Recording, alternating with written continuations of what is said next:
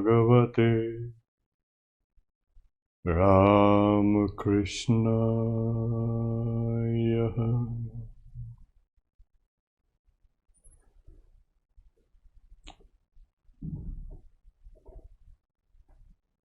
Om Namo Bhagavate Ramakrishnaya.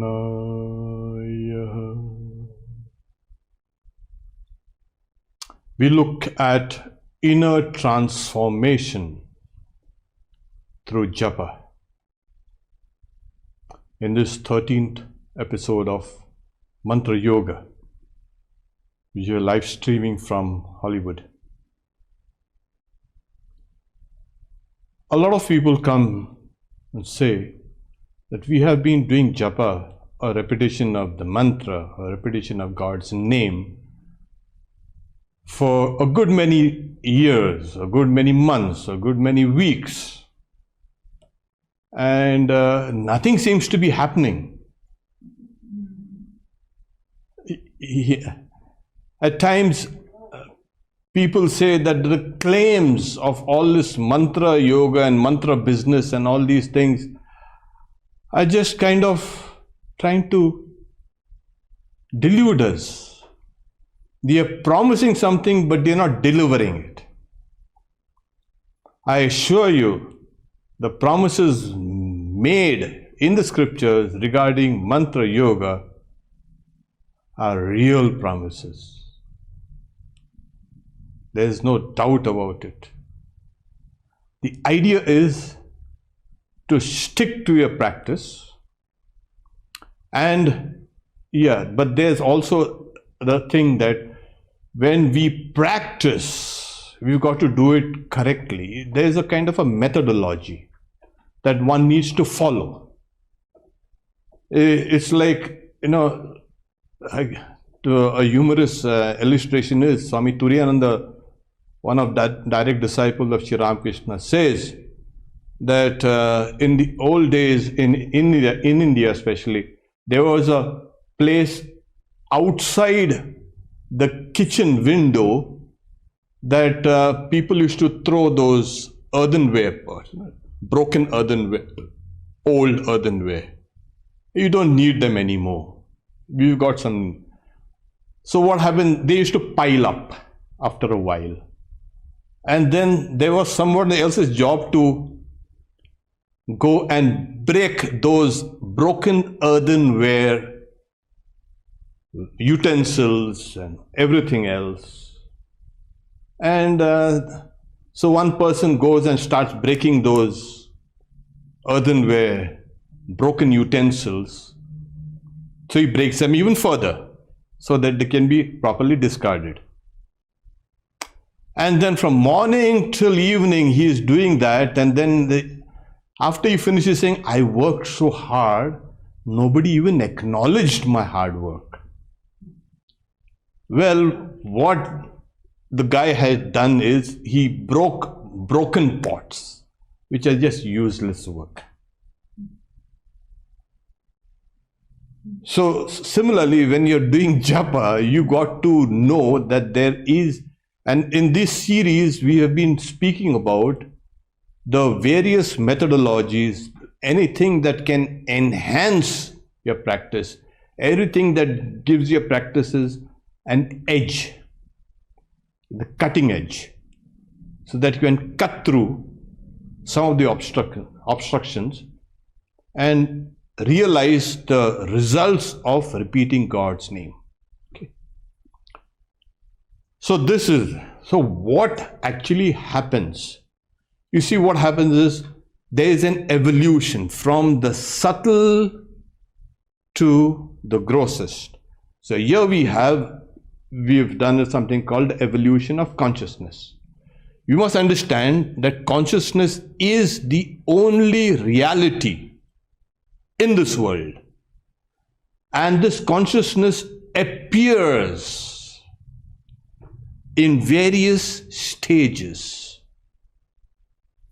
Let me talk about it. Consciousness is the only reality in this world, and this consciousness appears to evolve into various planes of existences. People have been searching for consciousness. Consciousness is everywhere. So the first evolution of consciousness evolves into something called the mind. Okay, the great mind energy, the great mind, the cosmic mind. There's a first level of evolution. That mind concretizes or evolves into something called the vital force or the prana. This prana is found all over in every living organism. Every organism has prana. And if it has prana, it also has to have mind. Let me emphasize, wherever there is a life force, wherever there is life, there has to be a mind, including trees, including insects, including birds, animals, humans, of course. Stones. Wherever there is life, we'll take your questions later. Okay. So, prana then, life force evolves into matter. Like something like E is equal to mc square. Life energy is nothing but a higher form of matter, or energy is transformed into matter. Matter and energy is kind of always joined. What we see as matter is nothing but energy. So prana evolves into matter. Matter then further evolves into all these sensible objects, these all which can be sensed through the sense organs. So this is the evolution of consciousness through these various planes. So you will find consciousness in all living beings. You will find life force in all living beings. You will find mind in all living beings. And wherever you find life force, etc., and consciousness, you'll find a physical configuration. And if this is clear, then one must understand that yes, now this is a kind of what is japa? What is the path of evolution? Now you've got to do a kind of a reverse journey and kind of an involution, as it were. From the physical, you go down, you go up rather, to the vital force, and the vital force goes up to the mind, and the mind goes up to consciousness. So we have the second part of, we find the evolution coming down, and then this is kind of a, when you start doing this japa, what happens is there's a kind of a refinement of consciousness. Consciousness as it were purified. What is purification? What consciousness is pure?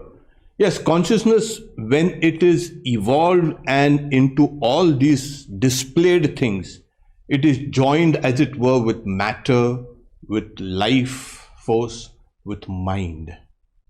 So when you start doing japa, the first thing is japa refines one material energies. This is clear. We talk about japa, the repetition of God's name purifies the body. What do you mean purifies? Is it some kind of detoxification that goes on there? It's a spiritual detoxification. We know about physical detox, when we eat, all those, with the food we ingest toxins also, and sometimes the body can throw them off. And that's why we fall sick and we get all diseases. So this is the first spiritual, you can say, refining processes that happens because of the practice of japa. The body becomes pure. How do you know? Certain things kind of repel you. Bad things repel you. Good things attract you. This is one of the first signs of the purification of the body. certain food, certain people, certain things will attract you, and certain bad things will repel you. So this is the first stage. The second stage is this purification of the body. Then, as one keeps on doing japa, the life force is purified. And this is very important because now life is always, you can say, joined with the repetition of the mantra. Your life becomes a kind of a constant adoration, a constant repetition of God's name. It's as simple. The mantra, as it were, vibrates within you. And this vibration is felt by other people also, because they also have this life force in them.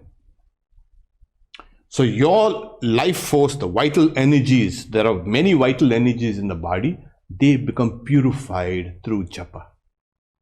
And this life force and vital force, this prana, then purifies the mind. The mind is purified. And when mind gets purified, intelligence, which is the highest point, the crest of the mind. The mind has various things like memories and the sense of identity, and you can say the sense of, you can say, deliberation and doubt and all these things. Intelligence also. So intelligence becomes purified. And this intelligence now can say, yes, there is a God. It is on this level. Even when the mind is purified, one does not doubt anymore the existence of God. It is only here that one can see. People, when they say, is there a God? Is there? They are on the lowest, the grossest level of consciousness. And so what happens is, oh, how do you tell them? Practice a little. So if you ask somebody, if a child asks, are there so many galaxies that these guys speak about? Yes. Why don't you go and see some documentary, or go to a planetarium, or go to a kind of a observatory and observe all those galaxies? You thought they were stars, now they're galaxies. So you need a methodology also, then study them. So similarly, at this level, when the mind and intelligence is purified, all doubts are set at rest. And then when the intelligence is purified, it becomes unobstructed, consciousness shines. Now this is the state where one has to reach through japa. It's a process that will take you down to the very level. Your mantra, or a mantra, is now conscious. It is called the mantra awakening, which we have spoken about. It's an awakening of the mantra. The mantra is now awakened within you. It keeps on repeating by itself. You will see all your activities are funneled through this mantra. Your consciousness is kind of funneling all its energies, pure energies, through the mantra, and through the mantra all your activities go. So you're walking and talking and thinking, and all your thoughts, words, deeds, in short, are nothing but the mantra with consciousness being repeated there. Your whole being now vibrates with this. It's a process where you keep on slowly wiping off that impurities. And this is how you slowly keep on doing. As you keep on wiping and wiping and wiping and keep on doing japa and japa and japa and japa, what happens is slowly things will become more and more and more and more clear. This is exactly how things happen. There is no doubt about it. The mantra is extremely powerful. And if it doesn't do that, that means there's something, either the repetition is wrong, the articulation is wrong, and one is obstructed. So this processes of japa repetition is gradual. In some people it might take a few months, in some people it might take a few years to raise oneself from one level to the other. When the body is purified and the life forces is purified and the mind is purified, and then intelligence and consciousness is completely there, one gets the realization of one's individual self first, and then one sees the second part of that realization is that same consciousness which is here within my body is in all bodies. That's the second. You find the pervasiveness of consciousness. So mantra can lead you to the highest point of known existence, of existence itself. So how do we do it? How do we go about it? And this is what is important. So first is, every religion speaks about you've got to be moral, you've got to be ethical. Why? Certain actions degrade you, certain actions ennoble you. So morality purifies us by storing up this psychic energy within us. That is why we are asked to be moral. You are storing up all that energy which will be otherwise wasted in useless talk and useless words and useless deeds. So all forms of restraint, self-control. I want to do this, but I judge that could have consequences, bad consequences. I don't do that. I pull myself out from that. So every form of restraint also is building up energy. Unselfishness, of course, is always there. We have been asked to be unselfish, and be unselfish. All religion hinges upon this unselfishness. So this is the good method of storing all your psychic energy. And then last is, and not the least, but it's the best, japa. Japa is the best method to raise or purify one's consciousness. It encapsulates all forms of restraint, all forms of morality, all forms of unselfishness. So this is the kind of the foundational practices that one has to do. It's only after you keep on doing it, then all other things fall into place. Everything becomes harmonious. So keep on doing japa and japa and japa. Okay.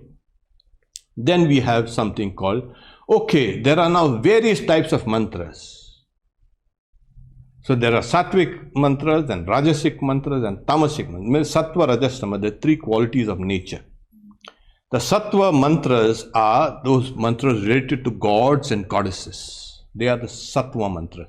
One needs to do or utilize such mantras only if one wants to purify or refine or take the reverse journey back into consciousness. The Rajas mantras related to lesser divinities. Lesser divinities, yakshas and rakshansis, all these things. There are lesser divinities there. Tamasik mantras related to disembodied souls and ghouls, etc. Okay. Now it depends on your personality, what your personality is. There are some people who are automatically attracted towards godly things, to gods and goddesses. So there has to be a nature, a Sattvik nature. There are some who are the violent people, the aggressive people, those who, are criminals and corrupt and all these kind of things. When these guys, they worship whatever deities, they worship them for that gain. I want this, I want this. Help me, save me, this, that. So all the lesser divinities. And the Tamasik, of course, that in India we have these rituals called Marana, Uchchedana, etc. Harmful rituals. You can help destroy other people through mantras, certain mantras. So it's not that all mantras are of equal importance or equal value and are to be employed equally by all people. No. The purification, the refinement of consciousness comes through Sattvik mantras. This is important.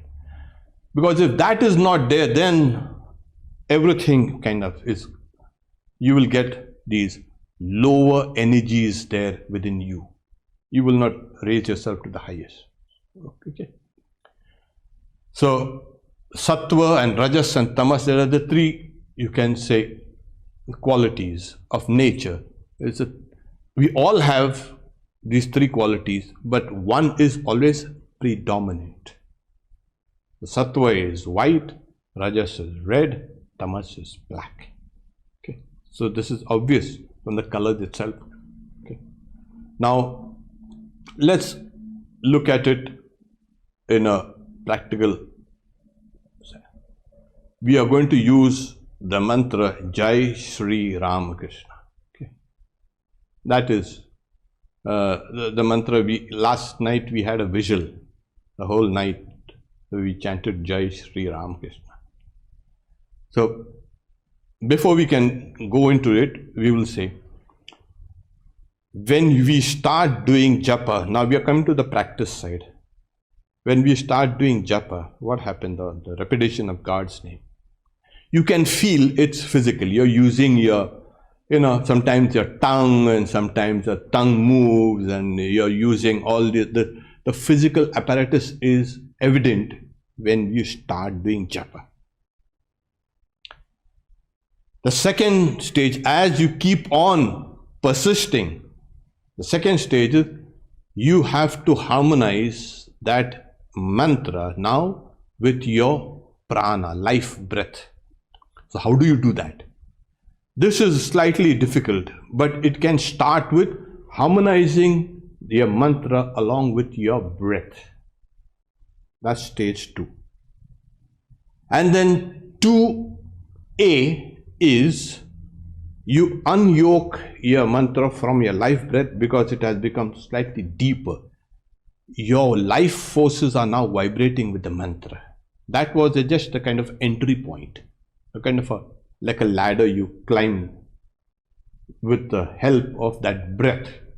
But once you reach to a point, you don't need that ladder. Okay.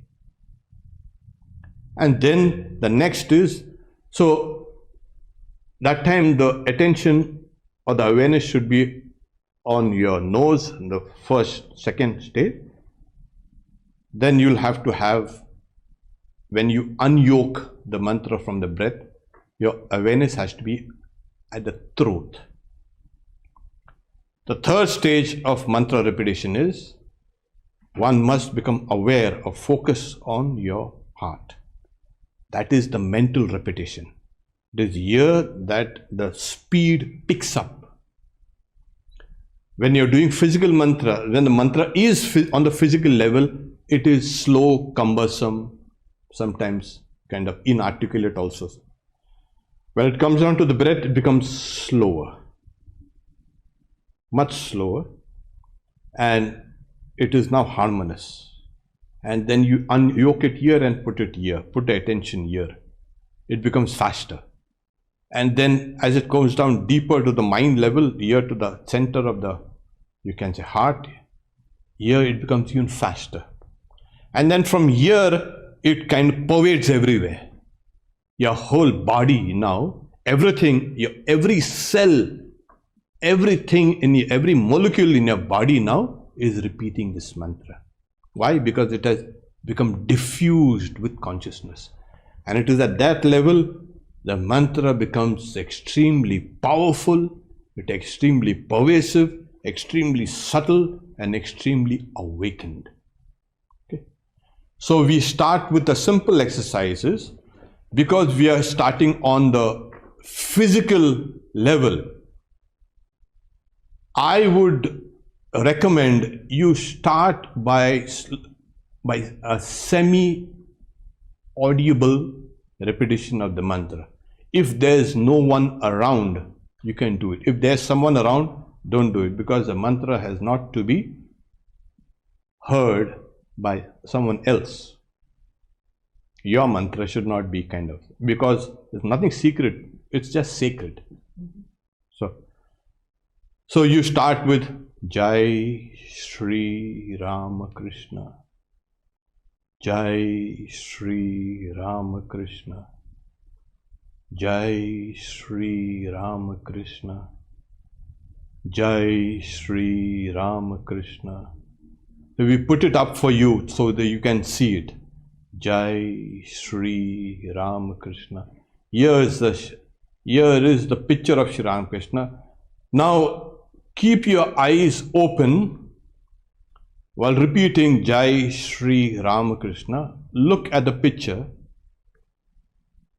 Now let the mantra now become inaudible, but you can move your lips and your tongue.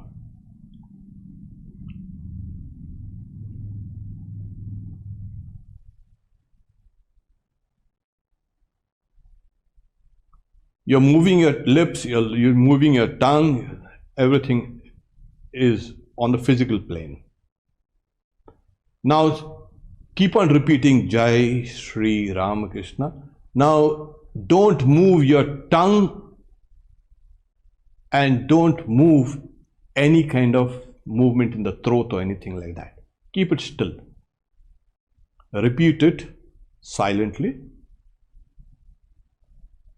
Jai Shri Ramakrishna. Don't move your tongue. Keep it still. Let not the tongue also touch your teeth or the palate.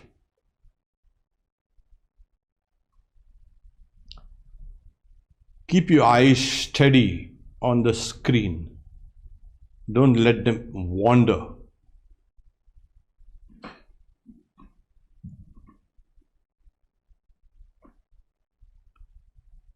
Now harmonize Jai Shri Ramakrishna with each breath. And in breath, inhale Jai, exhale Shri, inhale Rama, exhale Krishna. Jai Shri Rama Krishna. Jai Shri Rama Krishna. See that the mantra is harmonized with your breath. Keep on repeating it silently, please.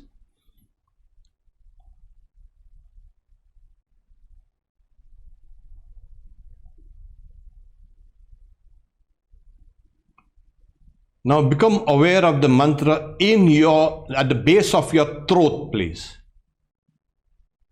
Repeat it silently, slowly. Become aware of the mantra in your throat.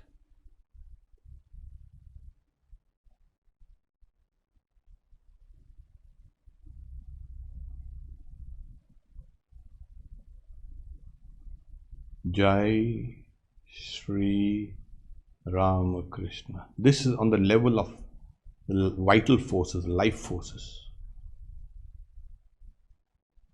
Now bring your focus to the center of your chest, in the heart center, Anahata.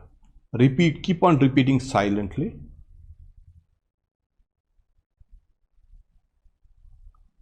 Really focus on the heart center.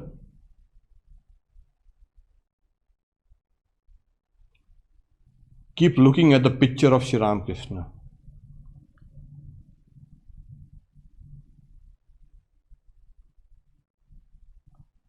You can, with your finger or your thumb, touch that center of your chest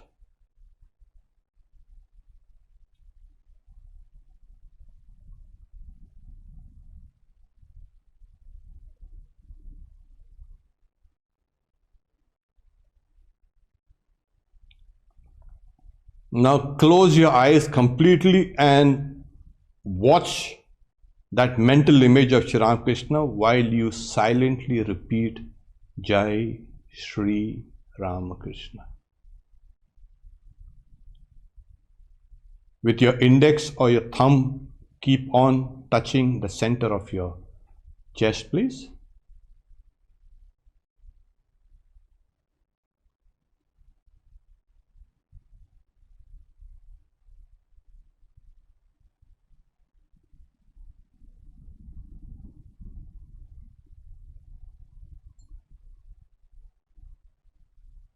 Jai Shri Ramakrishna. Okay, open your eyes and we'll go back to how we had started. So just remember those stages. You first semi-audibly or even audibly, Jai Shri Ramakrishna. Then make it semi-audible, Jai Shri Ramakrishna. Then make it silent. Then stop moving the tongue and keep everything still. Keep your eyes focused either externally on the picture or close your eyes, focus on the picture internally. Then harmonize it with your breath. Then pay attention here. So this drops off automatically. Don't think about it. It drops off automatically. You're on the level of the vital forces.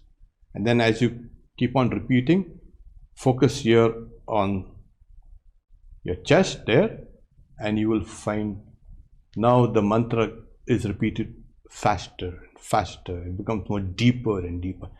And that is a place where you need to hold on to this center of consciousness. It gets deeper and deeper and deeper. And as it gets deeper inside, it proliferates or spreads out all over your body. Your entire body, you're not only repeating the mantra through this mouth or through the vocal cords, but now with your mind inside. The mind is spread out all over. Your entire body is now repeating this mantra, including the mind, including the vital forces, including the body. This is a tremendous, you can say, stage of mantra repetition, where now you know the only thing is that you step into that consciousness. And there you have it. Om Shanti Shanti Shanti. We take questions now for